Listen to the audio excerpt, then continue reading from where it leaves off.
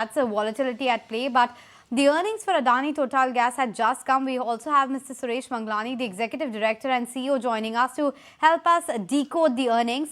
It looks like it's a decent and a modest set, but can you help us understand what are the key drivers of this result? What really led to that? And more importantly, what's the outlook on the CGD sector now? Thank you. Thank you for inviting Adani Total Gas in your channel.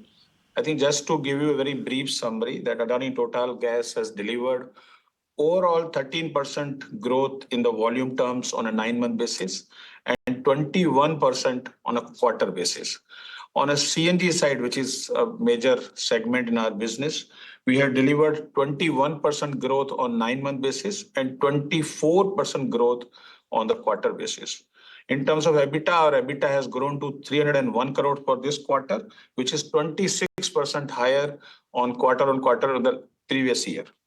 Coming to the drivers, I think primarily the vision of our chairman, Gautam Adani, is to continuously and accelerate the infrastructure development. So that is what we have been doing, growing CNG and PNG infrastructure across our all geographical area. That's one major drive.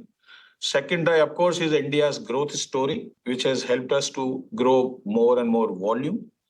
Third, of course, is supportive policies, which MOPNG and PNGRB and other authorities are developing to grow share of natural gas from 6% to 15%. And lastly, of course, our focus on customer centricity to offer to the needs of a customer. These have been the critical drivers. Of course, our eyes on OPEX has also helped us to make sure that our EBITDA number grows on a healthy side.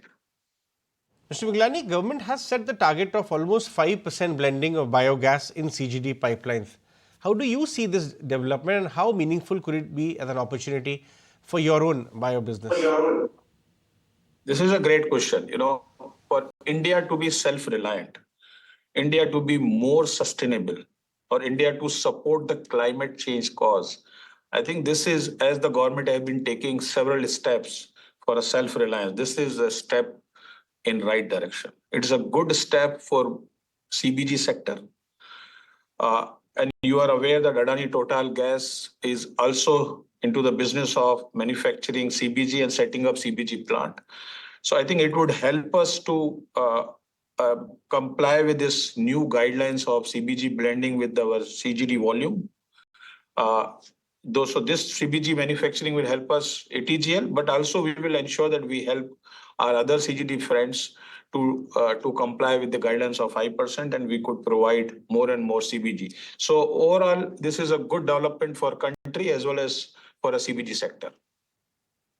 I also wanted to shift focus, Mr. Manglani, and talk about the LNG part of your business, because analysts have been talking about how in 2026, 2027, there is a possibility of a supply glut because of the increased capacity globally. What do you think will be the impact on the Indian gas markets and for yourself? So again, a good question. I think if you see, India is already a beneficiary of increase in the domestic gas production. Government policies on the upstream side has started helping. We are seeing regular bidding of HPHT and other gas coming on India.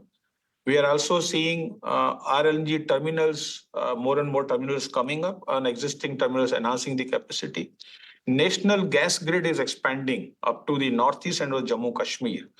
And CGD networks are expanding pan-India. I think this is one of the extremely good story for India, that we are holistically growing across upstream, midstream and downstream.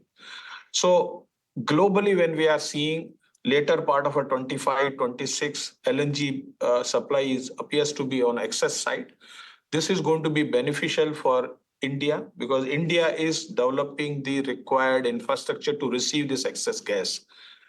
And for end consumer and the CGD industries who are supplying gas to the last mile connectivity, this is again a very positive development, that we would receive more and more domestic gas production. We are receiving more LNG coming to India, and that provides us flexibility to achieve better terms and better price, so that we can serve large masses of customers on both PNG and CNG side.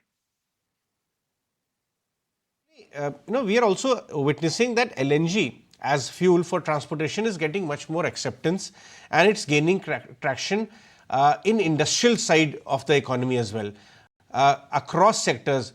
So can you tell us what kind of volume expansion can we expect in the next couple of quarters and years?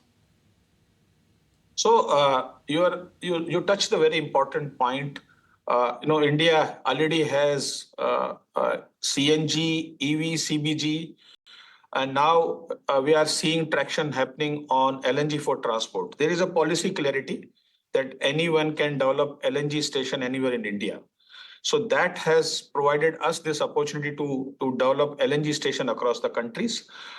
We see this is a good opportunity because almost 45% of HSD is being consumed by heavy vehicles. There is a benefit on significant CO2 reduction when a truck uses LNG as compared to HSD. So I think there is a very good opportunity, and we are also seen Energy Transition Committee has suggested. Of course, recommendations are yet to be approved by the government, but recommendations are clearly showing a trend that there is a suggestion of phasing out of a diesel in a calibrated manner with LNG for long-haul transport vehicles and buses. So on the LNG side, this is a good development. We are seeing overseas also there is a huge traction on LNG for transport. And we are already putting our plans in place to set up large number of LNG stations to help corporate sector to adopt more and more cleaner fuels for their heavy transport vehicles. On the industrial side, while government has a vision of growing a share of natural gas from 6% to 15%, fertilizer, power are critical sectors. CGD is very important sector. But in our view, MSME is one more hidden jewel that it could consume huge amount of a natural gas in India if every MSME is supported to adopt the piped natural gas for their industrial usage. This will make India more cleaner. This will bring the government vision to the reality, going from 6% to 15%. This will play a major role. So we see a huge traction of a demand on both PNG and CNG side. We are also seeing consumers preferring CNG as the more sustainable fuel. OEMs bringing out more and more model on CNG. This is a good story and good development for CGD sector. Manglani, thanks so much for making time and speaking with us. Appreciate you joining us today. But on that note, we are slipping into